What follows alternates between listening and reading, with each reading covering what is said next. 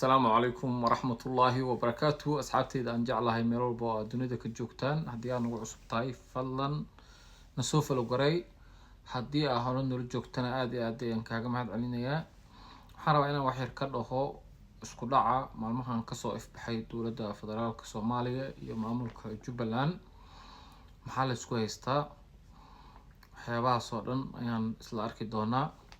هدي أنكو رينو أحمد مدوبي ومركيسي سدحات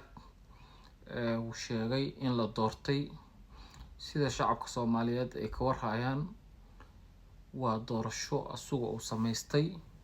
maalintii rabana la dooran karo maalintii raba uu soo hormarsan karo maalintii raba extension uu samaysan karo wuxuu ka dhigay magaalada Kismaayo iyo deegaanada ku hareeraysanba xaafad amba guri uu leeyahay Axmed Madoobe madaxweyne xasan sheekh waagii uu joogay madaxweyne maxamed cabdullaahi farmaajo wuxuu noo sheegay in Axmed Madoobe doorashadiisa ay ahayd mid sax ah waagaas uu taageeray uu ka qayb galay caleemasaarkii xamsa sidaan ka warhayno wuxuu ahaayba guddiga doorashooyinka gudoomiyaha guddiga doorashooyinka ee xilligaas Axmed Madoobe marka halkay wax iska diidan yihiin horta xasan sheekh maxamuud iyo tiimkiisu waxay rabaan extension amba doorasho qof iyo cod ah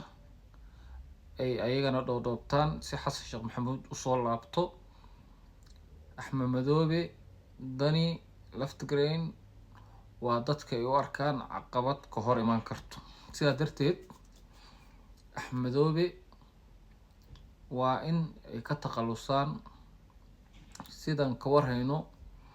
ciidamada xoogga dalka Soomaaliyeed ayay dowladdu ku soo daadgureysay deegaano iyo degmooyin ka tirsan gobolka Jubbada Hoose si ay carqalado uga sameeyaan amba Axmed Madoobe ay weerar ugu qaadaan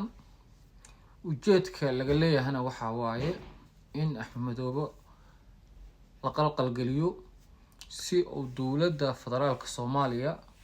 ugu hoggaansamo marka isku soo wada duub shacabka Soomaaliyeed ma jiro qof u daneynayo qof kasto wuxuu wataa dantiisa iyo sidoo asigu uu wax ku naqalahay ku soo bixi lahay way jiraan dad kala duwan oo qabaa'il amba waxyaabo kala amba interest ku kala taageerayo laakiin xasan sheekhna uu qaldan yahay oo shalay wuxuu lahay Axmed Madoobe